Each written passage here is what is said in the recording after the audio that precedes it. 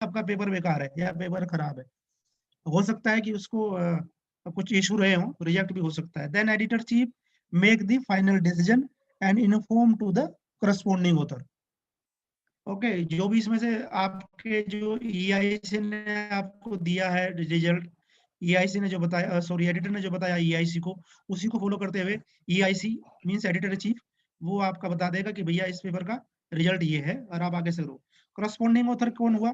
मान लीजिए आपके पेपर में 4-5 लोग ऑथर हैं, तो उसमें से जो आदमी आगे पेपर भेजता है और कम्युनिकेट करता है जर्नल के साथ या कॉन्फ्रेंस के साथ या बुक एडिटर के साथ, इज कॉल्ड करस्पॉन्डिंग ऑथर, जो बातचीत कर रहा है हम सब ऑथर के बेस पे।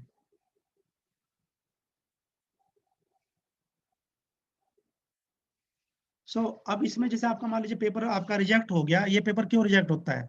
Why editors and reviewers reject paper, research papers क्यों रिजेक्ट करते हैं?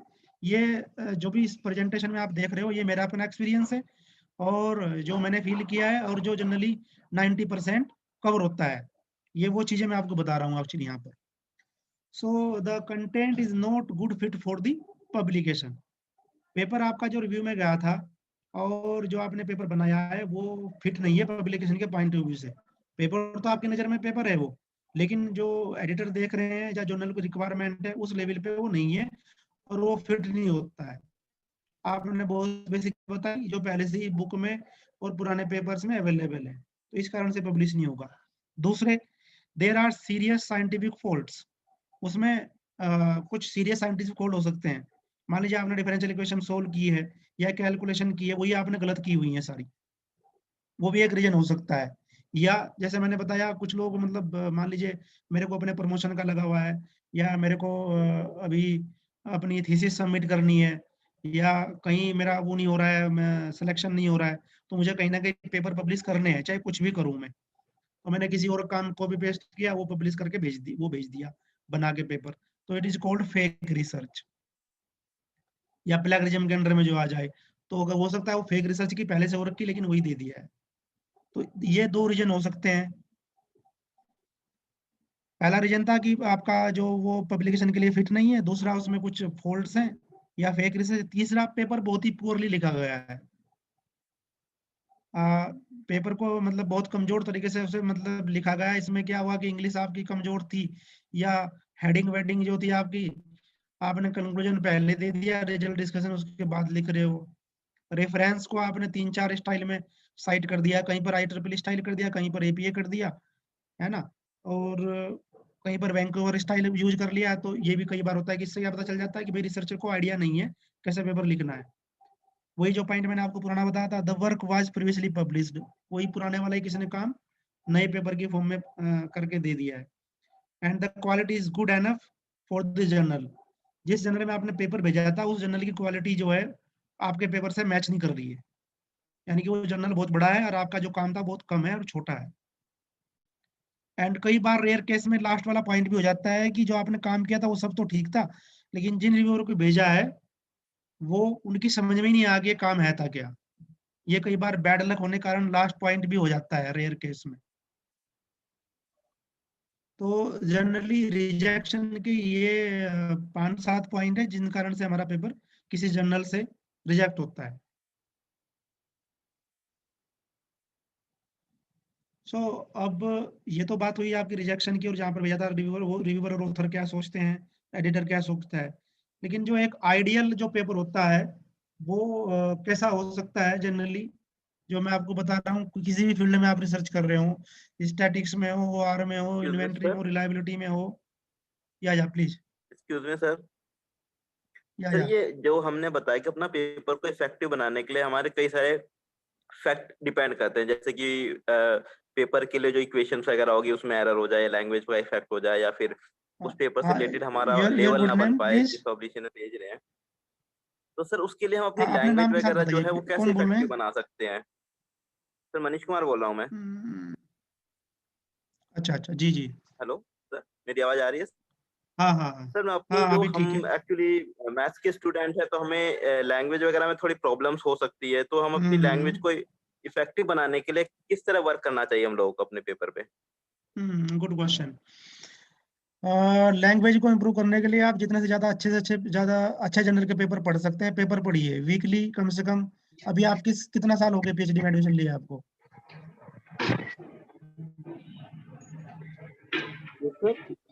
अभी कितना समय हो गया आपको पीएचडी ज्वाइन किए हुए? Sorry sir. How many months और सर अभी ईयर्स तो यू हैव? लगभग हाँ, कोर्स वर्क चल ही रहा है सर। अभी कुछ मतलब पेपर पढ़ रहा हूँ मैं कुछ, तो उसमें अभी थोड़ा काम कर रहा हूँ मैं। रिव्यू पेपर लिखने की कोशिश कर रहा हूँ, तो उस पे थोड़ा सोच रहा हूँ लैंग्वेज वगैरह कैसे इफेक्टिव डाली जाए, हाँ, क्योंकि मैंने कुछ रिसर्चर्स के पेपर पढ़े हैं, तो उनकी मतलब जो लैंग्वेज वगैरह बहुत ही वो है कि इस तरह से कि शायद हम लोग को उस तरह उस लेवल पे लिखने के लिए काफी मेहनत करनी पड़ेगी। तो मैं हाँ, ये पूछना चाह रहा हूँ सर आपसे कि कोई ऐसा है फंडा जहाँ हम अपनी लैंग्वेज को इम्प्रूव कर सकें, उस लेवल पे ला सकें? हुँ, हुँ, ये कैसे हुँ। हो सकता है सर? Okay, okay. इसमें एक सिंपल सा आंसर है इसका। इसका एज ए न्यू रिसर्चर और जब भी आपने एंट्री किया रिसर्च के फील्ड में, तो सबसे बेस्ट आइडिया है कि अभी जैसे आपने अभी लेटेस्ट अभी कोर्स वर्क ही कर रहे हो, दैट मीन्स आप मुझे लगता है आपको 1 साल हुआ होगा जनरली ज़्यादातर पीएचडी जॉइन किए हुए। तो पीएचडी का जो आइडियल टेन्योर है वो रहता है 3 से लेके 6 साल के बीच का, है ना? कई लोग जो बहुत एक्स्ट्रा ऑर्डिनरी होते हैं वो 3 साल में कर लेते हैं पूरी, नहीं तो 3 से लेके 4 साल लगते हैं अगर आप अच्छा काम करते हो। 4 ऑन एंड एवरेज है, 4 साल तो लगते ही हैं पीएचडी में, भले ही वो 3 साल का लिखा रहता है कि 3 साल में पीएचडी हो जाएगी। तो इसमें जब आप पीएचडी कर रहे हैं, पीएचडी के ड्यूरेशन में आप कम से कम 5 से लेके 1000 पेपर पढ़िए, जब तक आप पीएचडी कर रहे हो। और अच्छे जर्नल के पेपर पढ़िए, जो अच्छे जर्नल्स हैं उनके पेपर पढ़िए, क्योंकि अगर आप अच्छे जर्नल्स में जाएँगे, तो वहाँ पर आपको अच्छे रिसर्चर मिलेंगे और अच्छे रिसर्चर मिलेंगे तो वहाँ पर क्या होता है उनका एक स्क्रीन बाद में वो प्रूफ रीड भी करते हैं। तो लैंग्वेज इम्प्रूव करने का या इफेक्टिव बनाने का सबसे सिंपल तरीका है कि जितने आप रिसर्च पेपर पढ़ेंगे उतनी आपकी लैंग्वेज क्लियर होगी।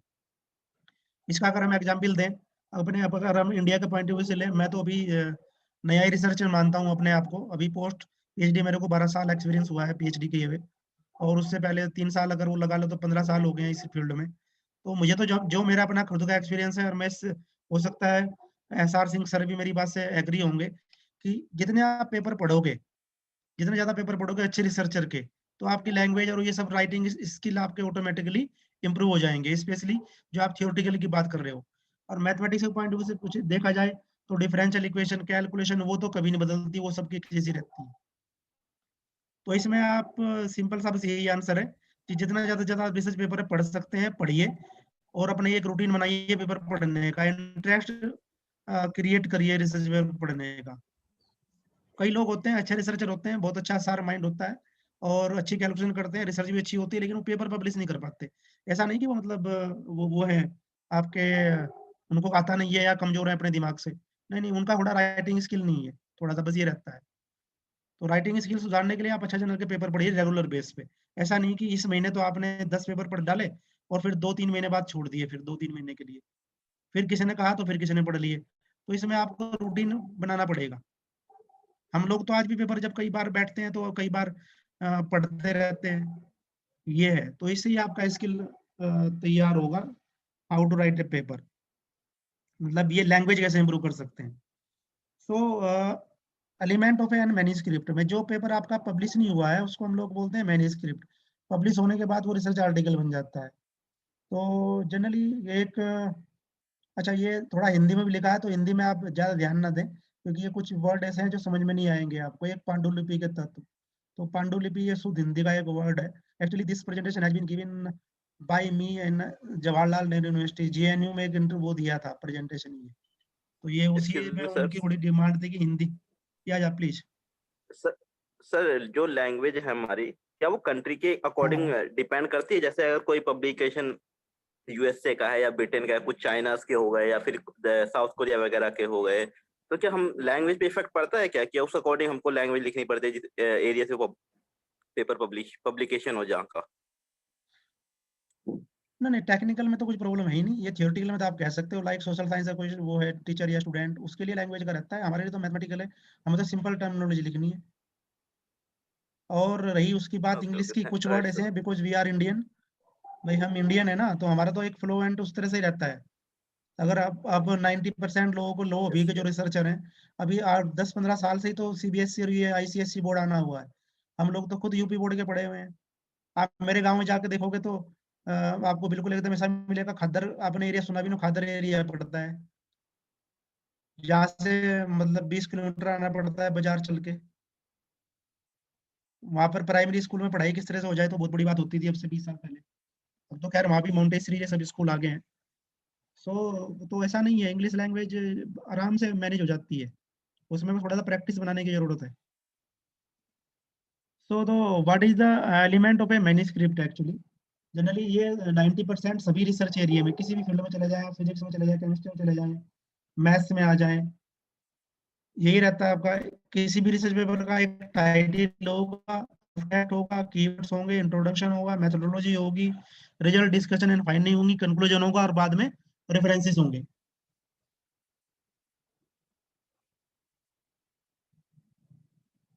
तो हम इसे वन बाय वन हर एक उसको डिस्कस करेंगे पॉइंट को। So here first we have the title. आपका जो पेपर हो वो टाइटल क्या होना चाहिए, उस हिसाब से देखना वो कैसा बनना होना चाहिए, वो आपको पता होना चाहिए एक्चुअली। और an effective title should be answer the reader questions. आप जैसे इन्वेंट्री के फील्ड में काम कर रहे हो तो आपके उसमें टाइटल में ऐसा कुछ वर्ड हो जो इन्वेंट्री में फ्रिक्वेंटली यूज होते हैं। आपने पेपर पब्लिश किया तो आपके पेपर को ये एकदम से देख के कह सके कि ये पेपर मेरे काम का है।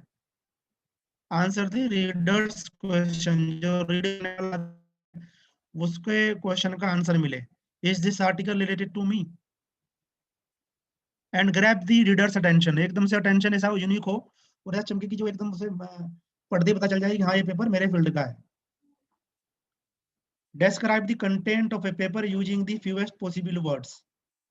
जो भी आप अपने उसमें लिख रहे हो, टाइटल जो बना रहे हो अपने पेपर का, जब आपने पेपर बना लिया पूरा, उसके बाद आपको एक पेपर बना के किसी जर्नल में भेजना है, तो वो आपका किस तरह की उसकी पेपर का टाइटल रहे। वो जनरली ये रहता है कि it should be crisp and concise, use the keyword and avoid the jargons. इसका मीनिंग ये हुआ कि एक तो वो आपका सॉलिड होना चाहिए, क्रिप्स होना चाहिए, राक्षी, टू द पॉइंट, बहुत बड़ा टाइटल नहीं होना टीवी चाहिए। बंद करो, अंदर आगे।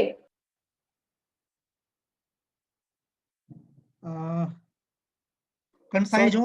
Sorry sir. हाँ ओके, नो प्रॉब्लम। एंड उस टाइटल कहीं ना कहीं जो आप कीवर्ड जो कीवर्ड देते हैं, वो कीवर्ड आपके एक दो कीवर्ड उसमें यूज हो टाइटल में पेपर के। And avoid the jargons means ऐसे जो वर्ड जो दूसरा ना समझ सके, ऐसे वर्ड मत मत दीजिए जो आपको एडिटर के और या एडिटरशिप के समझ में ही ना आएगा आपने लिखा क्या है। क्योंकि उनके ऊपर भी एक रेस्पॉन्सिबिलिटी रहती है कि वो ऐसा काम कोई पब्लिश नहीं कर सकते जिसमें बाद में वो कुछ इशू बने। तो यही मतलब बात थी good title versus bad title. तो टाइटल आपका सबसे पहले एक तो कंसाइज हो, कंसेंट वो हो, और जनरली अगर आपको याद हो या अगर आप जानते हो सॉरी, तो टाइटल का भी कुछ वो होता है लिमिटेशंस। जहाँ तक मेरे को आइडिया है कि 90 स्पेस से ज़्यादा का टाइटल नहीं होना चाहिए। वर्ड की बात नहीं कर रहे हम, स्पेस की बात कर रहे हैं, कितना उसमें करेक्टर होना चाहिए। 90 करेक्टर से ज़्यादा का आपका टाइटल नहीं होना चाहिए। इवन ये भी हार्ड फास्ट रूल नहीं है, ये थीसिस के लिए भी यही है। जो थीसिस का आपका टाइटल होता है वो 90 करेक्टर से ज़्यादा नहीं होना चाहिए, ये आइडियल कंडीशन है। बाकी कई लोगों के थीसिस के टाइटल हो या पेपर के टाइटल हो बहुत बड़े हो जाते हैं, वो 150-200 करेक्टर के भी होते हैं। बट 90 मेरे को जहाँ तक आइडिया है 90 करेक्टर से ज़्यादा नहीं होना चाहिए। अभी मैं जैसे आपको दो एक टाइटल बता रहा हूँ, जो ये आपको ग्रीन में दिखाई दे रहे हैं, इट इज गुड टाइटल। और जो ये आपके उसमें दिए हुए हैं रेड कलर में, इट इज बैड टाइटल।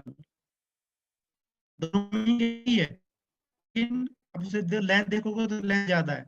जैसे पहले वाले का है, सिंपली अगर समझें उसे, तो लिखा हुआ है performance evaluation analysis of a computer numerical control machine, CNC machine, with the help of reliability approach under various failure. ये भी एक पेपर का टाइटल है इसी पेपर का। लेकिन अगर आप उसे थोड़ा ठीक सोच समझ के लिखें तो सिंपल सा एक बन सकता है, और भी ज्यादा जो टेक्निकल लगेगा ज्यादा, exploring multipath analysis of a CNC machine machining system. ठीक है जी। तो ये दोनों टाइटल एक ही पेपर के हैं, लेकिन जो ऊपर वाला टाइटल है वो ज्यादा अट्रैक्टिव है। इसमें जैसे सीएनसी मशीन के बारे में हम डिस्कस कर रहे हैं, तो इसका मीनिंग क्या हुआ कि जो सीएनसी में जो रिसर्च करते हैं उनको एकदम आइडिया हो जाएगा कि ये सीएनसी का पेपर है। दूसरे जो आपका CNC आप इसमें यूज कर रहे हो, जो कीवर्ड में भी आपके होगा, तो CNC वर्ड भी इसमें आ गया है। एक्सप्लोरिंग मल्टीपाथ एनालिसिस, जो यहाँ पर ट्रांजिशन डायग्राम एक बनेगा, वो मल्टीपाथ एनालिसिस होगी, उसको हम एक्सप्लेन करके, एक्सप्लोर करके ये पेपर बना रहे हैं। तो इस तरह से पहले केस में ये good title versus bad title के बारे में डिस्कस कर रहे हैं। दूसरा आपका दिया हुआ है, दोनों ही टाइटल एक जैसे हैं, a better approach for electrical peak demand management based on study of different methods of electric load sharing, load forecasting. इसी को आप थोड़ा सा और इनोवेटिव तरीके से लिख सकते हैं, a human expert based approach to electrical peak demand management. दोनों का मीनिंग एक ही है, बट पहला टाइटल ज्यादा अट्रैक्टिव है with respect to second one. तो टाइटल ऐसा हो जो आपके उसको भी देखने से अच्छा लगे, और जैसे मैंने बताया वो 90 कैरेक्टर से ज्यादा नहीं होना चाहिए। कैरेक्टर आप वर्ड की फाइल में जाकर देख सकते हो आराम से, और आराम से पता चल जाएगा कितना स्पेस है, कितने वर्ड है, कितने कैरेक्टर हैं।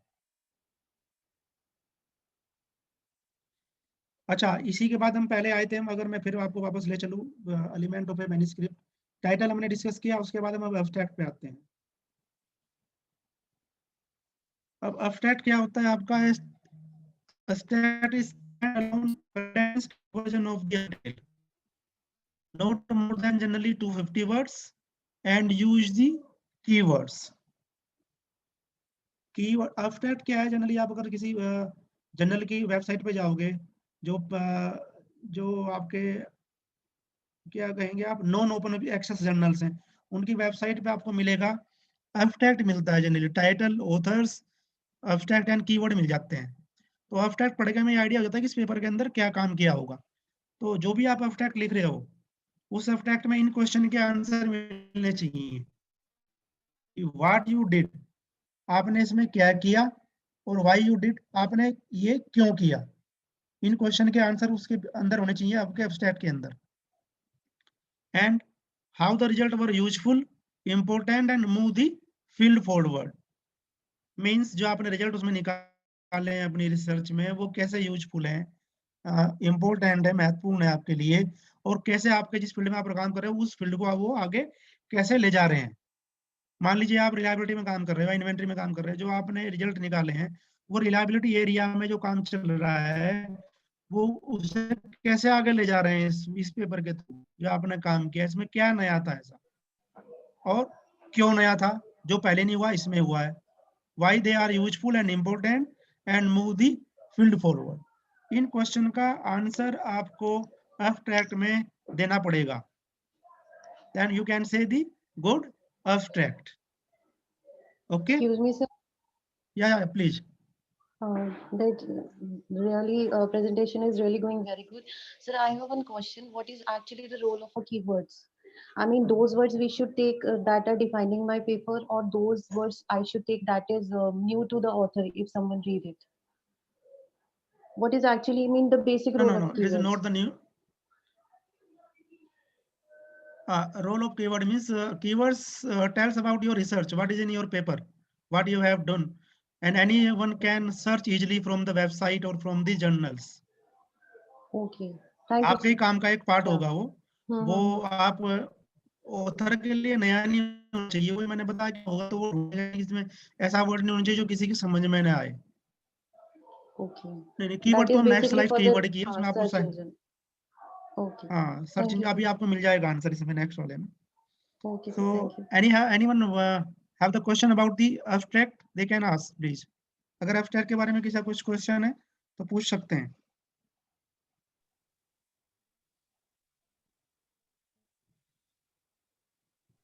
Anyway, Hello. next this is the example of yeah please. Sir, I have question about topic title actually. Title में क्या था आपको बताइए। सर एक्चुअली सर ऐसा कोई क्राइटेरिया होता है कि हर जर्नल के हिसाब से हमें एक रेलेवेंट टाइटल होना चाहिए, मतलब वो टाइटल किसी जर्नल कोई जर्नल एक्सेप्ट कर ले और कोई रिजेक्ट कर ले उस चीज को? एक्चुअली टाइटल के बेस पे पेपर रिजेक्ट नहीं होते, रिसर्च के बेस पे पेपर रिजेक्ट होते हैं, जो आपको शुरुआत में बताया ना ये चीज कि why editors and reviewers are reject the papers. ये मेन रीजन होते हैं पेपर रिजेक्ट होने के। टाइटल आपका एक तरह से अट्रैक्टिव होना चाहिए, टाइटल आपकी रिसर्च को शो करना चाहिए, ना कि जर्नल के नाम से कुछ लेना देना होता है उसका। और टाइटल आपके, अगर आप टाइटल की बात करें, थोड़ा बहुत एम एंड स्कोप में मैच करना चाहिए जर्नल के। तो रिजेक्शन के तो पॉइंट ये है। ओके टाइटल तो आपका जो आपकी रिसर्च जो आपने की है वो उसमें होना चाहिए, और कंसाइज या क्रिप्स हो, इस तरह से, मतलब एक लिमिटेड वर्ड हो उसमें। और उसमें आपके बेसिकली जो वो है जो आपने रिसर्च अंदर की है वो वर्ड उसमें कहीं ना कहीं यूज हो। और बहुत बड़ा नहीं होना चाहिए। कई बार बहुत बड़ा हो जाता है, हमने भी मतलब जब हम नहीं जानते थे बहुत सारी चीजें थी। कई बार ऐसा होता है कि आप पीएचडी कर लेते हो, पीएचडी के 3-4 साल बाद तक भी आपको बहुत सारी चीजें पता नहीं चलती।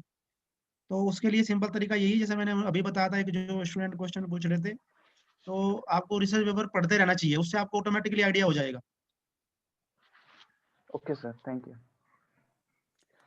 सर मेरा यहाँ पे एक क्वेश्चन है। जैसे सर हम ये बिल्कुल एक जी जी इंडेक्स पढ़ प्लीज। रहे हैं कि सबसे पहले हम टाइटल लिखेंगे, फिर एब्स्ट्रैक्ट लिखेंगे, फिर अपना वर्क लिखेंगे। और सर यही काम हम सिनॉप्सिस या अपने जो थीसिस है उसमें भी करेंगे। बट सर थीसिस ही। जी यस जी, यस यस। जैसे सर हम कोई भी काम करेंगे, अब एब्स्ट्रैक्ट में हम अपना पूरा काम बता रहे हैं, मतलब हम वो पहले कर चुके हैं, फिर हम एब्स्ट्रैक्ट लिखेंगे, राइट? ऐसा तो नहीं है कि पहले हम एब्स्ट्रैक्ट लिखेंगे फिर वो करेंगे। बट सर जब हम अपनी सिनॉप्सिस दे रहे हैं या फिर अपनी रिसर्च कर रहे हैं, तो उसमें सर हमें कैसे पता चलेगा कि भाई हमें यही टाइटल देना चाहिए, है ना? और जो हमारा अल्टीमेटली काम है वो इसी एरिया के इर्द गिर्द ही रहने वाला है। क्योंकि सर जब हम कुछ भी चीज फाइंड करेंगे तो ऐसा हो सकता है ना कि हम ढूंढने तो कुछ चले थे और हमें मिल और कुछ गया। तो फिर सर एक्चुअली हमारा प्लीज प्लीज। अ, तो सर वो हमारा टाइटल भी चेंज हो जाएगा, और फिर जो सर एब्स्ट्रैक्ट वाला पार्ट है उसे सर हमें पहले लिखना चाहिए या वो फाइनली सबसे बाद में ही लिखा जाएगा? एब्स्ट्रैक्ट तो सबसे बाद में लिखा जाता है बेसिकली। एब्स्ट्रैक्ट और टाइटल तो बाद में डिसाइड होता है, पहले तो काम होता है एक्चुअली। हाँ, अगर हम और पेपर सर पब्लिकेशन की बात कर रहे हैं, अगर सिनॉप्सिस की आप बात कर रहे हो, हाँ बताइए जी प्लीज। सर, जी यही क्वेश्चन है सर। सिनॉप्सिस के बारे में हम करेंगे तो फिर सर हम कैसे हाँ, डिसाइड करें उस चीज को? सिनॉप्सिस की बात करें तो कई बार क्या होता है ना, ये डिपेंड करता है आपका इंस्टीट्यूशन टू इंस्टीट्यूशंस। कई जी जगह आप जाओगे तो सर को बहुत अच्छा आइडिया है, मेरे से ज्यादा, बहुत ज्यादा, बहुत सीनियर हैं, हम तो उन्हें देख के बड़े हुए हैं एक्चुअली। तो कई जगह जाओगे तो आपको 2-3-4 साल निकल जाते हैं, पेपर ही पढ़ाते रहते हैं प्रोफेसर्स। जी सर। 3 साल तक, 2 साल तक, कई बार 4 साल भी जाते हैं पेपर पढ़ते पढ़ते। है ना, पेपर पढ़ाते रहेंगे, फिर उसी से पूछेंगे कि आप अपना बताओ किस फील्ड में जाना चाह रहे हो। जी ठीक है, पेपर पढ़ा दे। कई लोग ऐसे होते हैं कि वो आपको पेपर पढ़ा देंगे, बताएंगे, पूछेंगे आपसे कि आपने बताओ इसमें क्या रिसर्च आपको दिखाई दिए हैं। जी सर। ठीक है, तो ये डिपेंड करता है अब आपका बहुत ज्यादा, आपके सुपरवाइजर के ऊपर भी और एडवाइजर के ऊपर भी। अगर हम जी सिंपल एक आइडियल कंडीशन लेके चलें, तो आप कुछ पेपर पढ़ोगे, और पेपर पढ़ने के बाद जो टीचर आपको बताएंगे, मान लीजिए आपने 20-30-40-50 पेपर पढ़े, जी उन्हें तो सर। आइडिया है कि इस फील्ड में यहाँ पर ये गैप चल रहा है। हाँ जी, हाँ जी। लेकिन स्टूडेंट के ऊपर सौंप देते हैं कि स्टूडेंट जिससे थोड़ा सा ज्यादा पढ़े। तो जी उसमें क्या है कि आप अपना बताओगे कि ये पेपर हमने पढ़े, इसमें हम सर ये टेक्निक लगा के ये काम कर सकते हैं, जनरली ये काम किसी ने नहीं किया हुआ है अभी तक। Okay sir, okay. तो वहां पर जैसे आपने पहले आप अपना इंट्रोडक्शन दोगे, उसके बाद जी आप ये करोगे कि इन्होंने ये किया लेकिन ये नहीं किया, इसने ये किया लेकिन ये नहीं किया। तो जी। वो जो जो नहीं आपके बन गए, ओके सर, ओके। ठीक है, जी वही सर। आपके उसमें रहेंगे जो आप सिनोप्सिस में प्रपोज करोगे अपना काम। और जी टाइटल भी उसी के बेस पे फिर आपका डिसाइड होगा। ओके जो सर। आपने रिसर्च किया, आप फाइंड आउट किए कि मैं, मान लीजिए मैं, मुझे ज्यादा आइडिया नहीं वैसे इन्वेंट्री का। जी तो सर। मान लीजिए आपने इन्वेंट्री में कुछ लिखा और फिर लिखा कि देखिए इसमें ये न्यूरल नेटवर्क लगा के इसने काम ही नहीं किया है। हाँ जी सर। तो आप सिंपल सा एक टाइटल दे सकते हो, some advance problems in inventory area using CNN या using neural network, okay sir. ऐसा दे सकते हो। इसके बाद भी एक तो आपका सिनोप्सिस हो गया।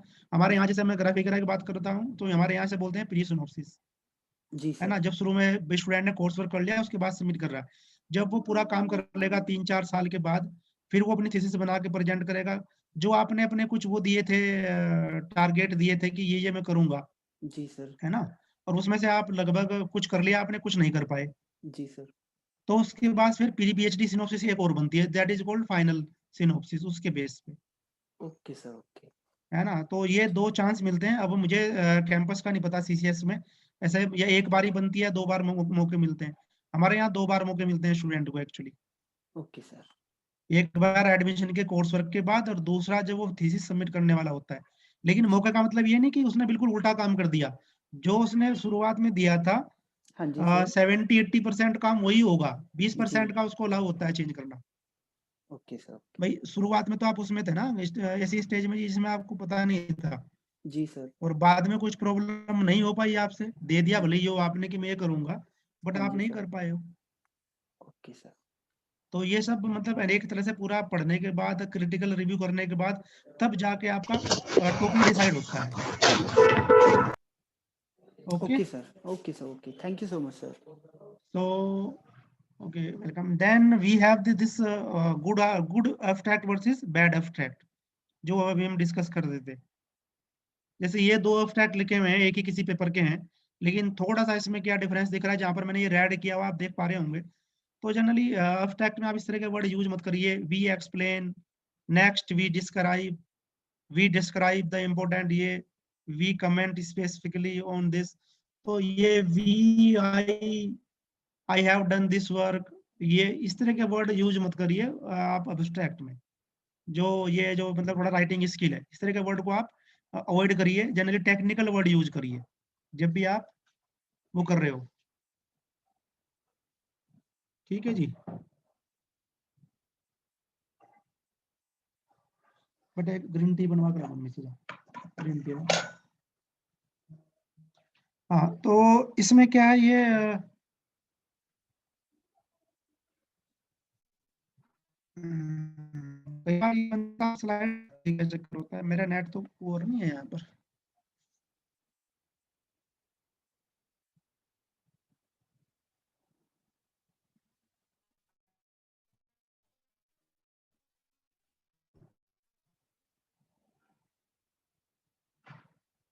Okay, then next we have the abstract के बाद आपके पास आया कीवर्ड्स, जो अभी मैडम एक पूछ रही थी आप, है ना। सो you have the title, you have the abstract, then next you have the keywords. तो use in the title and abstract for enhance search engine optimization, वही आंसर उन्हें भी मिला था अभी, ये उसी में ऐसे वर्ड जो एक सर्च और दूसरे आपकी रिसर्च को प्रेजेंट कर रहे हैं। वो मान लीजिए आपने काम किया है इन्वेंटरी यूजिंग फजी लॉजिक, लेकिन आपने कुछ उसमें डाल दिया कुछ और। तो ऐसा नहीं होना चाहिए जो आपकी रिसर्च से लेना देना ना हो जिसका। So keyword should be logical, should be specific, should be applicable and should be searchable. ये 4 टाइप की आपकी क्वालिटी आपके रिसर्च कीवर्ड्स में होनी चाहिए। जो आपकी रिसर्च पे एप्लीकेबल हो, जो आपने काम किया उसी से लेना देना हो, जिसे आराम से लोग सर्च कर सकें, है ना। और जो लॉजिकली आप उसे, मतलब दोनों का मीनिंग लगभग एक ही, एप्लीकेबल, लॉजिकल, और जो जिस फील्ड में आपने काम किया है उसी फील्ड के वो कीवर्ड होने चाहिए। ये बहुत जरूरी है।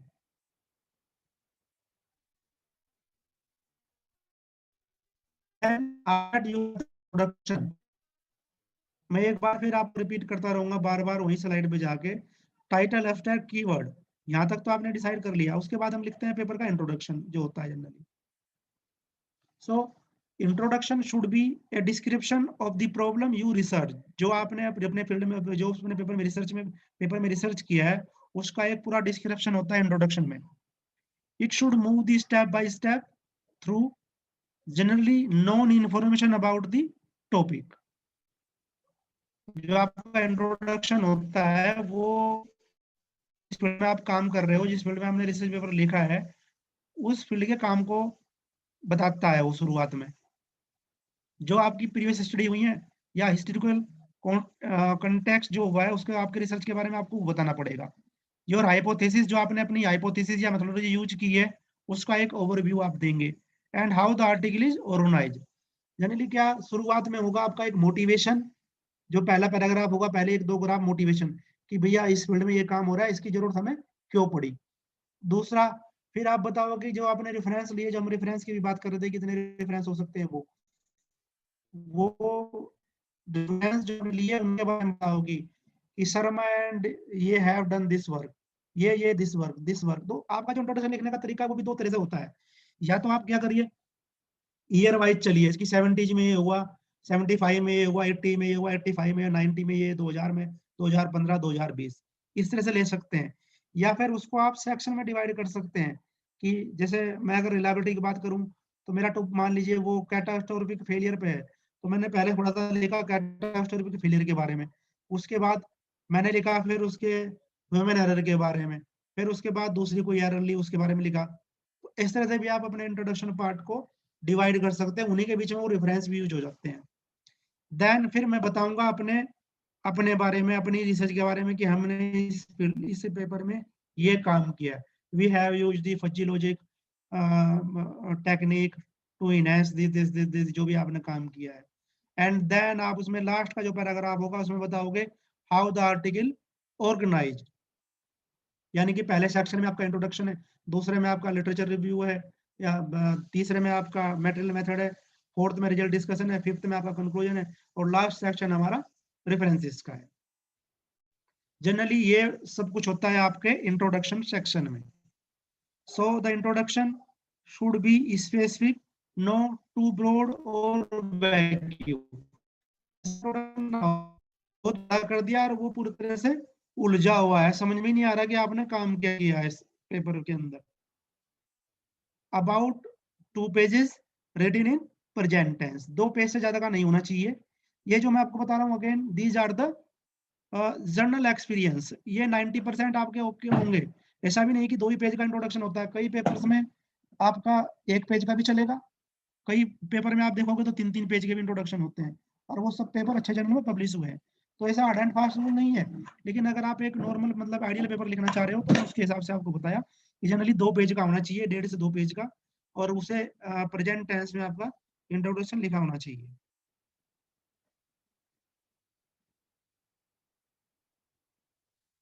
Then you have the methodology, जो आपने अपना टेक्निक और जो आपने मेथोडोलॉजी यूज की है वो आप उसके बारे में बताओगे। Problem formulation, the process used to solve the problem, prove और डिसप्रूव द हाइपोथेसिस, जो भी आपने किया है वो आपके हिसाब से ठीक है या वो हमने मतलब से जो पुराने काम में हुआ था वो उसको हम वैलिडेट करेंगे उसके साथ। Use the illustration to clarify ideas and support the conclusion, जो भी आपने किया है उसको आप इलस्ट्रेशन के थ्रू दिखाइए, जनरली टेबल से दिखाइए, फिगर से दिखाइए, ग्राफ से दिखाइए, जो भी आपके काम के हिसाब से सूटेबल लगता है। लेकिन एक तरह से ये आपके पेपर को सजाने की टेक्निक्स हैं, उसमें टेबल भी हो, डेटा भी हो, फिगर भी हो, और ग्राफ्स भी हो। अगर आप देखो तो टेबल का क्या काम रहता है, this present the present representative data और exact value are important to show, जो भी आपकी रिसर्च से मिली है वैल्यूज वो आप उसमें टेबल में दिखाओ। फिगर क्या करता है, फिगर आपका quickly show the ideas conclusion that would be required detail explanation, figure देख के कोई बता सकता है कि इसमें क्या होगा। ऐसे ही ग्राफ होता है, show the relationship between data points और ट्रेंड्स इन द डेटा, जो भी आपका कि इस पॉइंट पे जाके ये निगेटिव वैल्यू हो जा रही है, इस पे पॉजिटिव हो जा रही है, अगर ये निगेटिव है तो इसका क्या इम्पैक्ट पड़ेगा उस पैरामीटर के ऊपर जो आपने पैरामीटर यूज किए हैं, अगर वो पॉजिटिव में जा रही है तो उसकी क्या वैल्यू होगी। ये सब एज ए रिसर्चर ग्राफ में भी दिखना चाहिए और आपको ये टेक्स्ट में भी लिखना पड़ेगा जहां पर आप रिजल्ट डिस्कशन या मेथोडोलॉजी लिख रहे हो।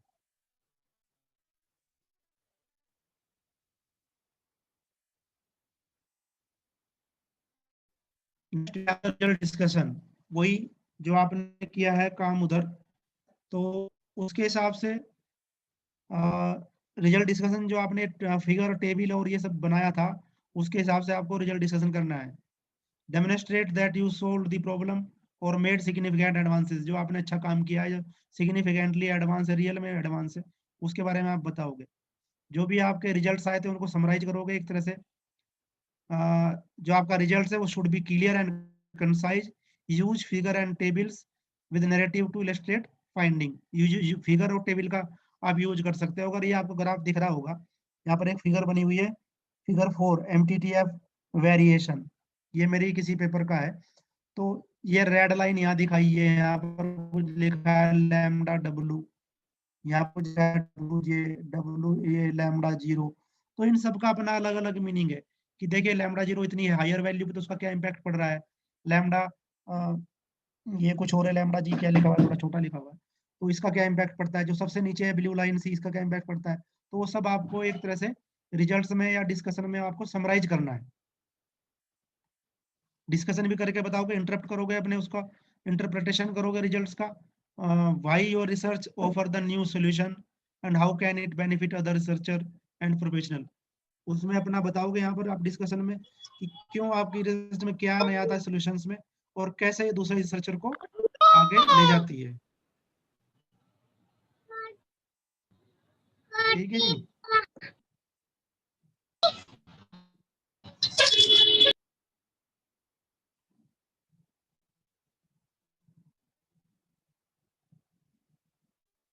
So last we have the conclusion section.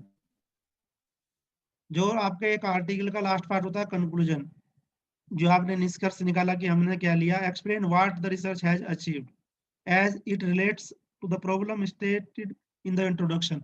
जो आपने इंट्रोडक्शन में लिखा था आपने उसमें हाउ टू ऑर्गेनाइज आर्टिकल से पहले लिखा था आपने कि मैं ये इसमें ये कर रहा हूँ, वो यहाँ आके मैप भी हो रहा है नहीं आपके कंक्लूजन सेक्शन के साथ। पता चला कि इंट्रोडक्शन में तो आपने कुछ और लिखा था और कंक्लूजन में और कुछ बता रहे हो, तो वो नहीं होना चाहिए। एक बार फिर आप रिविजिट कर लीजिए, रिविजिट दी की पॉइंट्स इन ईच सेक्शन। जो भी आपके की पॉइंट्स आपकी फाइंडिंग में थे उनको ईच सेक्शन से एक बार रिविजिट कर लीजिए। दूसरे include A summary the main finding and implication of for the field. जो आपकी इसमें आपने अपने पेपर में जो आपने फाइंडिंग बताइए, और ये आपके जो रिसर्च है कैसे कैसे आप इसे इम्प्लीमेंट कर सकते हो दूसरे फील्ड में, वो आप बताइए, है ना। एंड दूसरा फिर provide the benefit and short coming. हो सकता है हमने कुछ इसमें हमारी गलतियां रह गई हूँ, इतनी बड़ी रिसर्च हम कर पा रहे हैं, बड़ी का इन द सेंस कि इसमें और भी हम कर सकते थे, मान लो सेंसिटिविटी निकाल सकते थे और कुछ कर सकते थे, लेकिन अपने पास इतना समय नहीं है निकालने का, तो हमने वो छोड़ दिया पोर्शन। तो आप उसमें बता सकते हो कि इसमें भी हमने ये नहीं किया है, it can be shown in the future work also. तो आप जो प्रोवाइड बेनिफिट सॉल्यूशन बेनिफिट और रिसर्च एंड मेथोडोलॉजी, जो अच्छी बुराई है वो बताइए अपने उसमें कंक्लूजन में, और आगे एक दो लाइन आपने फ्यूचर में सजेस्ट कर दीजिए कि ये टेक्निक जो हमने यूज की है इसी को देख के हम लोग आगे और हम लोग ये भी कर सकते हैं। ये आपका हो गया कंक्लूजन। देन जो रेफरेंस की हम शुरू से बात करते आ रहे थे, तो रेफरेंस में क्या है कि support and validate the hypothesis of your research. Reference वो हो जो आपकी रिसर्च को सपोर्ट करें। ऐसा नहीं जैसे हम बता रहे थे कि अभी हम काम तो कर रहे हैं इन्वेंट्री में या रिलायबिलिटी में, और रेफरेंस डाल दिए हमने फ्लूइड डायनामिक्स के, तो उस चीज को थोड़ा सा आंखें खोल के देखना पड़ेगा। फिर वो ये कि there will limit the number of references, जैसे मैंने आपको बताया कि इसे कोई लिमिट नहीं है, कोई हार्ड फास्ट रूल नहीं है, लेकिन but use only those that directly support your work. जिस फील्ड में आप काम कर रहे हो, जिस टॉपिक को काम कर रहे हो उसको सपोर्ट करें। और जनरली 25 से रेफरेंस जर्नल आर्टिकल लिखे गए काफी होते हैं, उसमें आप 30 में, जैसे यहाँ लिखा अबाउट 30, तो ये भी कोई वो नहीं है कि ये डॉक्टर ने बताया 30 लिखना है। 32 भी कर सकते हो, 33 कर सकते हो, 35 भी कर सकते हो, 25 भी कर सकते हो। रेफरेंस आपके अच्छे जर्नल्स के हों, और अच्छे जर्नल्स के हों और अच्छे रिसर्चर के हों, तो ज़्यादा सपोर्ट मिलेगा आपके काम को। इंश्योर प्रॉपर ऑथर एट्रीब्यूशन, जो भी आप रेफरेंस दे रहे हो कंप्लीट होना चाहिए। कई लोग क्या करते हैं कि टाइटल दे दिया और बस ये पता नहीं कौन उसका ऑथर था और किस जर्नल में पब्लिश हुआ था। कई लोग क्या करते हैं ऑथर के नाम दे दिया, टाइटल दे दिया, जर्नल का नाम लिख दिया, उसका वॉल्यूम नंबर और इशू नंबर छोड़ दिया और ईयर पब्लिकेशन भी छोड़ दिया, उसको जर्नल वाले अपने आप ढूंढते फिरें। ठीक है, तो इस तरह की छोटी छोटी जो एरर है, so authors name, article title, publication name, publisher, published, volume and page number, यहाँ तक तो आपको देना ही चाहिए। और पॉसिबल हो सके तो डीओआई नंबर भी होता है एक, वो भी आप दे सकते हैं। अदरवाइज मेरे हिसाब से authors name, year of publication, title of the paper and title of the journal और बुक और conference, then volume number, page number, ये सब यहाँ तक आप देना चाहिए जब आप रेफरेंस दें। तो रेफरेंस पूरे आपके कंप्लीट होने चाहिए, आधे अधूरे रेफरेंस नहीं होने चाहिए। तो ये था हमारा यहाँ तक का जो एक पेपर की जो बेसिकली एलिमेंट होते हैं एक पेपर के, कि कैसे आप एक पेपर को बनाते हैं, क्या क्या ये कैसे एक पेपर लिखा जाता है, और क्या क्या जो छोटी छोटी गलतियां होती हैं वो हम दूर कर सकते हैं। हम यहाँ तक इसमें पहुंच गए हैं, आपके टाइटल के बारे में बताया, के बारे में बताया, कीवर्ड्स के बारे में बताया, introduction, methodology, result discussion, finding, conclusion and reference. Basically एक पेपर कैसे लिखा जाता है उसके बारे में मैंने आपको बताया। इसमें आपके कुछ क्वेश्चन क्वेरी हो प्लीज पूछिए।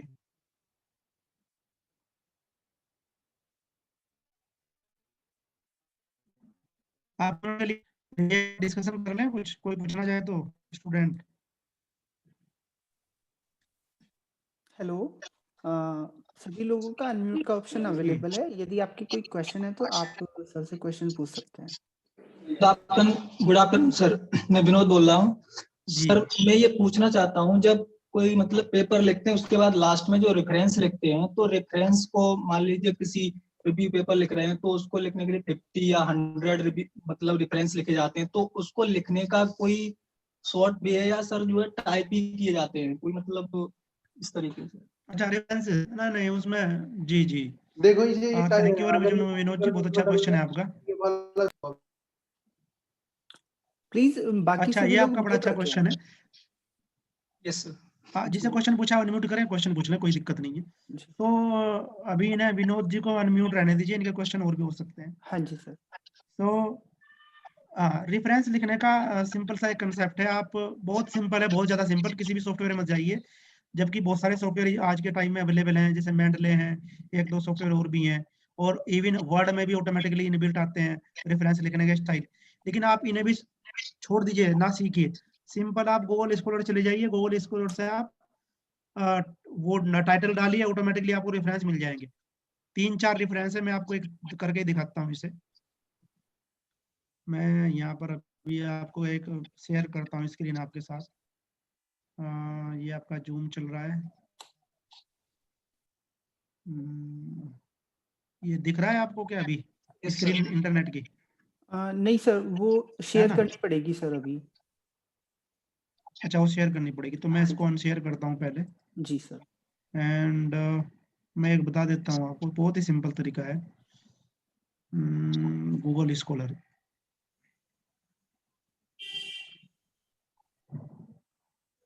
एक पेपर भी मैं खोल लेता हूँ, कोई पब्लिश पेपर में देखता हूँ पड़ा होगा मेरे पास।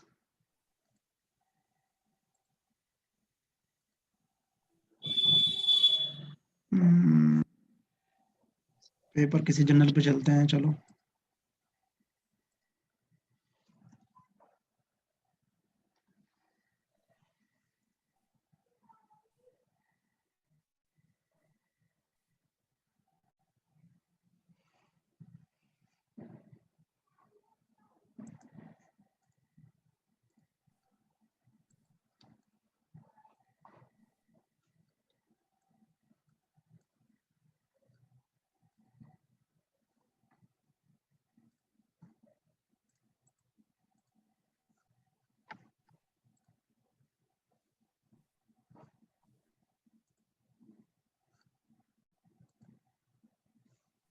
देखो जी हम लोग इस पे गए, यहाँ पर सिंपल सा यहाँ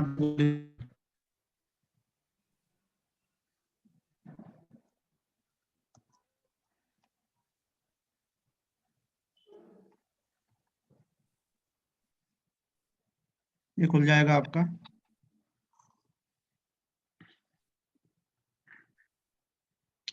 यहाँ पर मान लीजिए मेरे को साइटेशन करना है, और इस वजह से ये वेबसाइट दिख रही है आपको, एक जर्नल है, journal reliability and historical Yes, sir. Yes, sir. Yes sir, दिख विजिबल। रहा है जी? ओके देन मैं एक पेपर डाउनलोड कर रहा हूँ उनकी वेबसाइट से, जैसे ही जैसे मैंने ये उठाया यहाँ से, इसको ये डाउनलोड होके आ जाएगा।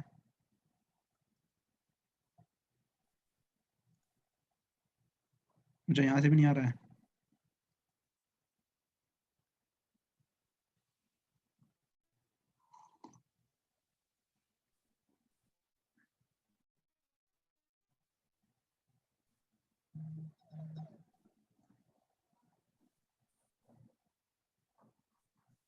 डाउनलोड नहीं हुआ।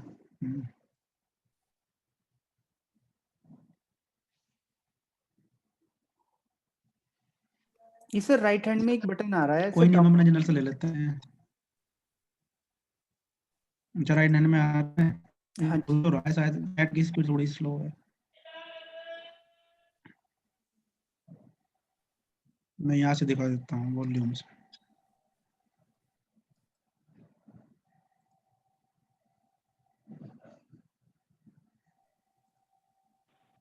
एनीवे कोई बात नहीं, मैं यहाँ पर हम गूगल स्कूल पे चलते हैं।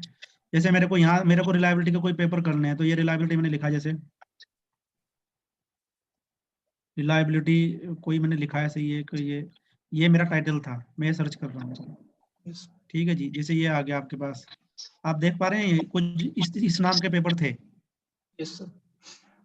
ठीक है जी, तो यहाँ से आराम से इस पे जाइए आप। ये 3-4 ये लिखा है ना, एक स्टार है, स्टार का मीनिंग है सेव। ये जो डबल कोमे लगे हुए हैं, इसका मीनिंग है साइट, और ये कितनी बार हुआ है, 46 टाइम साइट हुआ है। ठीक है जी, यस और रिलेटेड आर्टिकल भी हैं, और इसके ऑल वर्जन 15 है। तो आप साइट पे जाओगे ना, साइट पे सिंपल क्लिक किया हमने, नहीं साइटेशन तो राइट क्लिक किया इस पे, यहाँ पर ना, यहाँ पर सॉरी, ये मैंने राइट क्लिक ये ऐसा क्लिक किया इस पे, लेफ्ट क्लिक, तो ये दिखाई दिए थी, इसमें दिख रहे हैं आपको। Yes sir. हाँ तो ये किसी उसका है, इसमें MLA, APA, Chicago, Harvard, Vancouver, तो 5 स्टाइल तो यही है, जिसे जो भी मुझे कॉपी करना है। मान लीजिए मुझे APA लेना है, इस पर आप सिंपल क्लिक करो, ये कॉपी हो जाता है ना जी। Yes sir. यस जैसे दूसरे वाला है, ये जैसे ये आपका है किसी स्प्रिंजर का है 2000 का, तो आप यहाँ क्लिक करो, ये दिखा दिया है इसने। ये किसी बुक चैप्टर का रेफरेंस है एक्चुअली। जनरली जो रेफरेंस स्टाइल यूज होता है 90% यूज होता है आपका APA स्टाइल। तो यहाँ से आप इसे ऐसे कॉपी कर सकते हैं, कॉपी किया और अपने जहाँ भी आपको लिखना है वो लिख सकते हो। ठीक है, तो रेफरेंस लिखने का बहुत सिंपल तरीका है ये। Okay, thank you hmm, sir. एक क्वेश्चन किसी भी, हाँ जी, या प्लीज प्लीज। एक क्वेश्चन ये है सर, जैसे कि ये मान लीजिए जो आर्टिकल होते हैं तो उनको सर रीड कैसे किया जाता है, पढ़ा कैसे जाता है, इसमें थोड़ा सर एक बार रिपीट करें क्वेश्चन को, आपका सर आवाज ये साफ नहीं कह आ रहे रही। हैं मैं कि जो है जो आर्टिकल होता है, ये पेपर होता है, रिसर्च पेपर होता है, वो पढ़ा कैसे जाता है, रीड कैसे किया जाता है सर? जैसे आप बुक पढ़ते हो ऐसे ही पेपर पढ़ा जाता है, इसमें नई चीज तो कुछ है नहीं। और दूसरा ये रहता है कि सिंपल क्या होता है, अगर आप अपने सुपरवाइजर या एडवाइजर के पास जाओगे तो उनका 2 क्वेश्चन होते हैं कि इस आदमी ने क्या काम किया है और इसमें क्या पॉसिबिलिटी है। ये 2 चीज ढूंढनी पड़ती है पेपर के अंदर जाके। Thank you sir. किसी पेपर में अगर आप जा रहे हो तो उस पेपर में क्या काम किया हुआ है और इसमें आगे क्या पॉसिबिलिटी है, जो काम किया। जनरली जैसे हमें, जब हम लोगों ने PhD स्टार्ट किया था, तो हमारे जो टीचर्स थे वो पेपर देते थे पढ़ने के लिए, वही लिख के लाना पड़ता था उस HB पेंसिल से या रेड पेन से, इस फील्ड में क्या काम हुआ है, इसमें क्या, इस पेपर में क्या काम कर रखा है। और दूसरे अ, हम क्या कर सकते हैं, इसमें क्या पॉसिबिलिटी है। भले ही आपने कुछ भी दे दिया कि मैं ये कर दूंगा, भले ही वो हो ना हो, लेकिन आपका आइडिया जानना जरूरी है। गैप क्या है सर, जैसे रिसर्च पेपर में गैप किस तरीके से, मतलब जो जी जी जी जी, yes, yes। तो ये सिंपल आप गूगल उसी स्कॉलर से ले सकते हो। जैसे मैं इसी पेपर के रेफरेंस देख रहा हूँ, तो मान लीजिए मुझे ये पेपर ढूंढना है, मैं यहीं से कोई उठाता हूँ आपको जो जिसमें मिल जाए आराम से। जैसे हमने यही डिस्कस कर रहे थे, ये गोयल एंड सिंह करके इनके है पेपर कोई, मैं यही एक पेपर दिखा रहा हूँ, इसको हम कॉपी करेंगे यहाँ से कॉपी किया, गूगल स्कॉलर में आप वहाँ पर जो आपके गूगल को खुला होता है उसमें यहाँ पर डाल देंगे इस टाइटल को, सिंपल ये पेपर निकल के आ जाएगा।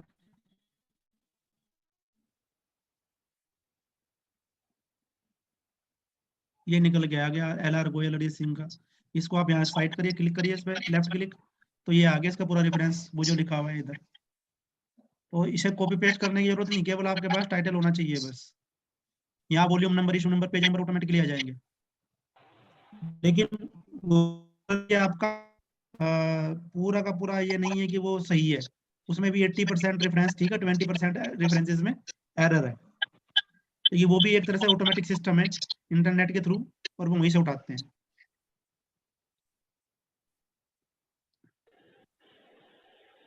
तो ये हमारा था, और किसी कोई क्वेश्चन हो तो बताइए प्लीज। सर नमस्ते। जी नमस्कार।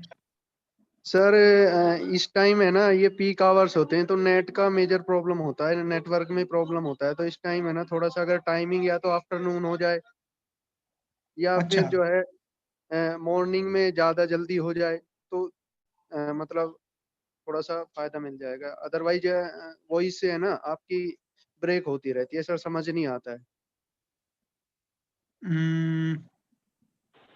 अच्छा तो एनीवे इस बारे में तो ऑर्गेनाइजर बता सकते हैं जी, ये क्वेश्चन मेरे फील्ड का तो नहीं है लग रहा मुझे। नहीं, मैंने हाँ, सुना है कि आपने ये टाइम दिया, तो अगर आपके पास सर टाइम है तो हम उनसे तो अरेंज करा लेंगे। नहीं शाम को एक्चुअली एक और कॉन्फ्रेंस है वहाँ पर, मुझे वहाँ चेयर करना है कुछ सेशन, और सर पेपर मॉर्निंग प्रेजेंटेशन में करवाएं। अगर हो जाए, कल मॉर्निंग में। कल शाम को देख सकते हैं, मॉर्निंग की बजाय, है ना। कल शाम को आप किस टाइम सुटेबल आप मुझे बताइए। सर शाम में तो आप 2:30 बजे के बाद किसी भी टाइम ले लीजिएगा, नेटवर्क ठीक रहता है। एक्चुअल में ये पीक आवर्स में ना थोड़ा प्रॉब्लम होता है सर। अभी भी अच्छा मैं अच्छा सर अच्छा, छत पे खड़ा हुआ हूँ, छत पे भी है ना अच्छे से आवाज नहीं आ रहा है। ओके। तो छत पे आपकी लोकेशन क्या है, कहाँ पर है आप छत पे? सर अपने कॉलेज के छत पे हूँ इस टाइम, इसीलिए आया था अ, कॉलेज। अदरवाइज ये मैंने छुट्टी लिया हुआ था सर कॉलेज से, लेकिन आना पड़ा, घर पे चल नहीं पा रहा था। फिर कॉलेज आया, उसमें भी ऊपर आके खड़ा हुआ हूँ सर।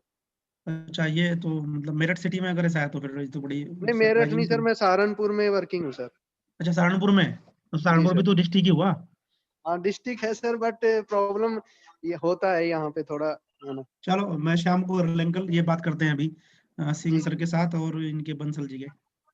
ठीक ठीक है सर। सर विपिन हाँ जी का जी, क्वेश्चन जी। है कि how to hmm, check the plagiarism of the research paper. हमारे पास क्या क्या टूल्स अवेलेबल हैं जो हम चेक कर सकते हैं अपने पेपर का प्लेगरिज्म सर? अच्छा ये क्वेश्चन 9 का आया है, ओके। सो इसके लिए जनरली जो हम लोग यूज करते हैं इंडिया में जनरली यूज होता है, वो होता है आपका टर्निटिन सॉफ्टवेयर। टर्निटिन है, नाम भी सुना होगा आपने। एंड या फिर ऑथेंटिकेट है, यहाँ पर मैंने जिक्र भी किया था इस पीपीटी में अपनी। मैं एक बार इसको शेयर कर लेता हूँ फिर।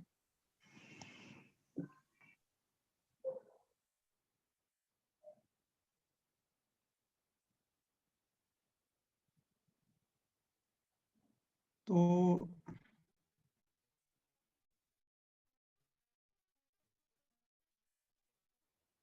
ये आपको बताया था इसमें ना, यहाँ पर टर्निटिन सॉफ्टवेयर या ऑथेंटिकेट सॉफ्टवेयर, ये दो सॉफ्टवेयर फ्रिक्वेंटली यूज होते हैं। इन सॉफ्टवेयर के बारे में मतलब ये आपको खरीदना पड़ेगा, ये फ्री ऑफ कॉस्ट अवेलेबल नहीं है। ऑनलाइन कुछ टूल भी हैं, लेकिन वो इतना अच्छा रिजल्ट उनका नहीं है। और एक शायद यूजीसी ने भी कोई प्रोवाइड कराया था, या ये इन्होंने इम्प्लीमेंट वालों ने, तो उसे कुछ बोलते थे, नाम नहीं याद आ रहा अभी, और कुंड करके कुछ था इस टाइप का कुछ, है ना। तो वो भी अवेलेबल है, लेकिन उसमें सिमिलरिटी कई बार वो 10% दिखाता है, उसी सिमिलरिटी को टर्निटिन 50% दिखाता है। तो 50% तो ये जो है आपका टर्निटिन तो ज्यादा रिलायबल है। तो ये तो जनरली दो सॉफ्टवेयर हैं। तो इसमें से ऑनलाइन सॉफ्टवेयर भी अवेलेबल हैं, लेकिन उनकी कुछ अगर उसकी टर्म कंडीशन में आप जाओगे तो वहां पर लिखा हुआ है साफ साफ, अगर ध्यान से पढ़ोगे आप, कि जो आप जो भी आप डॉक्यूमेंट स्कैन कर रहे हो उस ऑनलाइन वाले से, तो 10 महीने बाद उसे वो ऑनलाइन वेबसाइट पे, वहां पर ये प्रॉब्लम है। तो मान लीजिए आपने अपना रिसर्च पर वो उससे स्कैन कर लिया, तो उस टाइम तो स्कैन हो जाएगा वो, और मान लीजिए 8-9 महीने में आपका पेपर पब्लिश नहीं हुआ, तो वहां पर आपके सामने दिक्कत हो जाएगी, क्योंकि वो पहले ही ऑनलाइन आ चुका होगा, उन्होंने साफ साफ अपनी टर्म कंडीशन में लिखा हुआ है। जी जी सर, ये तो सर मेन प्रॉब्लम है कि हम यदि अपना वर्क यदि ऑनलाइन हाँ फ्री टूल्स पे चेक करते हैं तो वो हो सकता है कि कोई और पब्लिश कर ले या वहां से कुछ कॉपी कर सकता है। हाँ, उन्होंने साफ साफ लिखा हुआ है उस पे, जी कि अगर आप इसमें करोगे तो इसे जो भी हमारे पास डॉक्यूमेंट मतलब होगा, तो उसे हम 8 महीने बाद या 10 महीने बाद, 1 साल बाद ऑनलाइन कर देंगे। जी सर। तो उसके लिए तो सर मैं एक कोई इंडिपेंडेंट तो नहीं खरीद सकता क्योंकि काफी कॉस्टली होते हैं। तो इनको तो ये इंस्टीट्यूट या कॉलेजेस वो खरीदते हैं अपने रिसर्च फंड से। इट माइट बी पॉसिबल, या आपके पास भी शायद वहां पर होगा सीसीएस यूनिवर्सिटी कैंपस में। ओके टर्निटिव सॉफ्टवेयर जनरली सभी के पास अभी आ गया है। Any other questions please?